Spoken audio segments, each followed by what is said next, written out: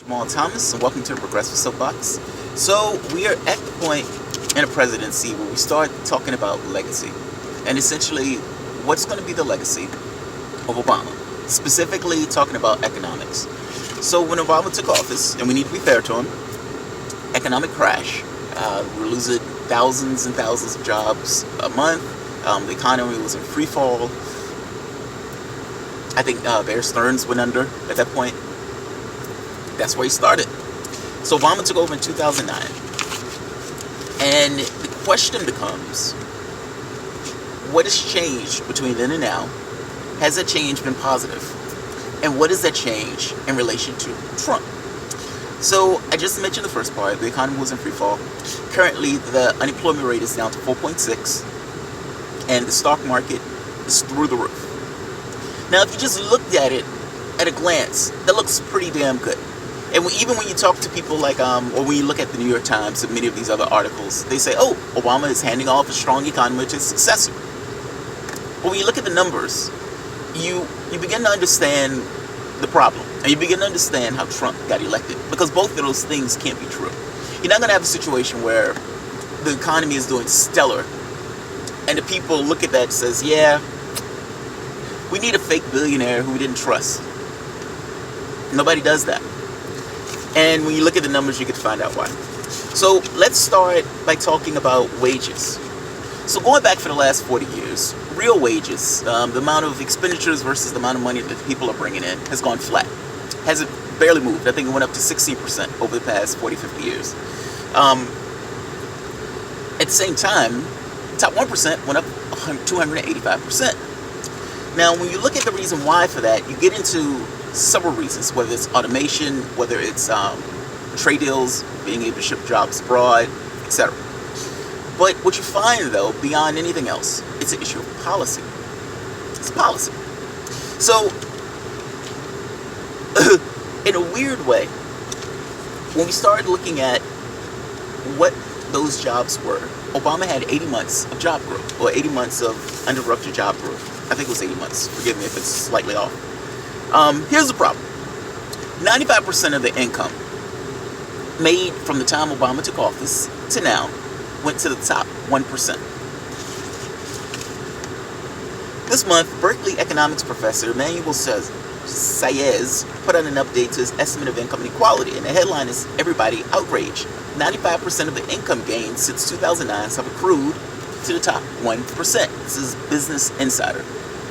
It gets worse. And I know you're like, well, how could it get worse? I mean, you essentially said somebody bought one pizza. One guy came in and took 95 slices of that pizza.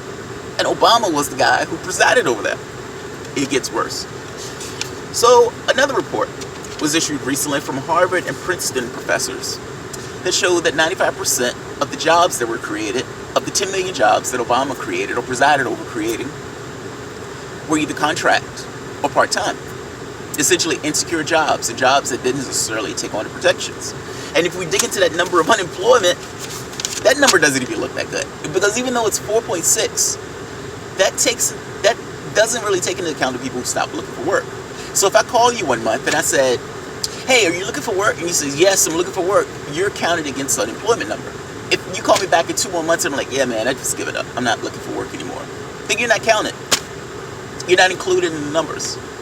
So he can have a 4.6 and still have a whole slew of people who stop looking for work. And based upon what was just put out in that study that showed the overwhelming majority of those jobs were part-time or contract, is there any wonder that Trump got elected? I mean, understand, the largest employer in the United States is Walmart. The company that pays wages that are so low that the government has to essentially supplement the money that they're giving to their employees through like welfare or food stamps. This is the Obama legacy.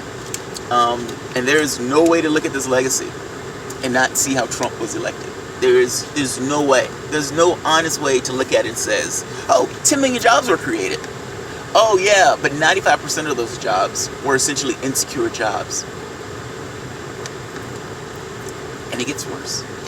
So I started to think to myself, well, this isn't really fair to Obama. Not fully. Because, back during the Great Depression, during that time, FDR FDR had a groundswell. They had socialists, unionists, people who were pushing the agenda very, very hard. And at that point, Roosevelt, who was just a run-of-the-mill Democrat, was very concerned that the issue was going to be a loss of capitalism. I mean, in his mind, he even said himself, my greatest success was that I saved capitalism. Well, here's another problem. My initial thought was we were unfair to Obama because we didn't give him the groundswell of support that we needed in order to push him to those policies. But then I realized, Occupy Wall Street. So Occupy Wall Street was during Obama's term. And beyond during Obama's term, it was a groundswell of support all across the United States. And you can even make a case all across the world saying, we don't like this. We're being cheated. The system isn't working for us. So a recent report showed that coordination to crush Occupy Wall Street started at the top. There were a slew of organizations from the FBI to Department of Homeland, literally working and coordinating with Wall Street and whatever the departments were in the areas where Occupy Wall Street had set up the encampments, looking for ways to essentially destroy the movement. So Obama presides over an economy that, a Democrat presides over an economy where 10 million of the jobs that were created, 95% were crap jobs, if we're being honest. It's not a job where you can build a family on. In addition to that, 95% of the gains, not coincidentally, went to the top 1%. In regards to the movement, in order to get a light of fire under them, Obama helped to crush that movement. That movement was threatening to Democrats.